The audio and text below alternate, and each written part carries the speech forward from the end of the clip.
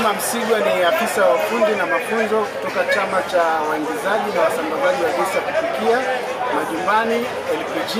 Chama chetu kinaitwa Tanzania LPG Association.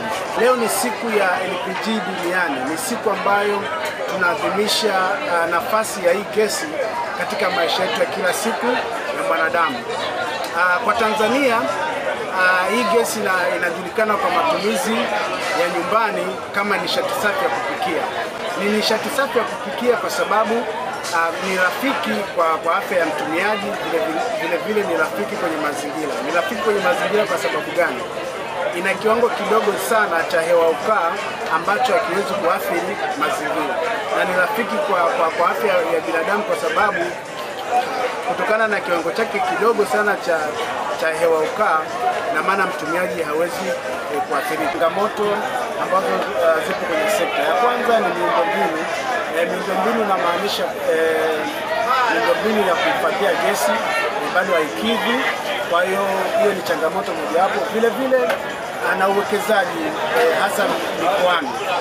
Hii kanda ya pwani kama unavyojua watu wengi wanatumia gesi, lakini ni tofauti kidogo na mikoa mingine, kwa mfano nyanda za juu kusini na mikoa mingine ya Tanzania uwekezaji bado ni mdogo. Kwa hiyo sisi kama chama bado tunaendelea kutoa wito kwa wawekezaji na kwa serikali kuendelea kuwavutia wawekezaji ili gesi iweze kuwafikia Watanzania wengi zaidi.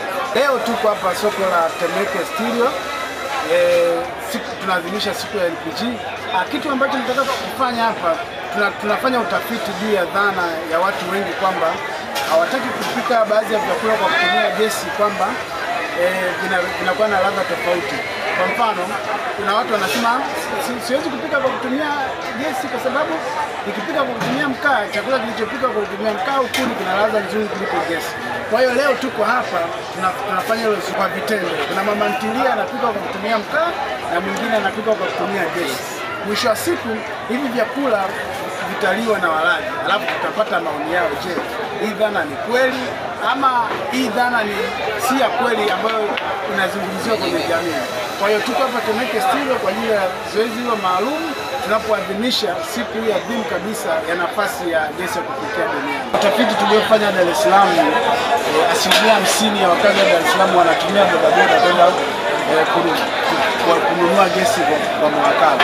Sasa hawa bodaboda mara nyingi hawana elimu, na tukiangalia ubebaji wao wa gesi kwenye bodaboda sio salama.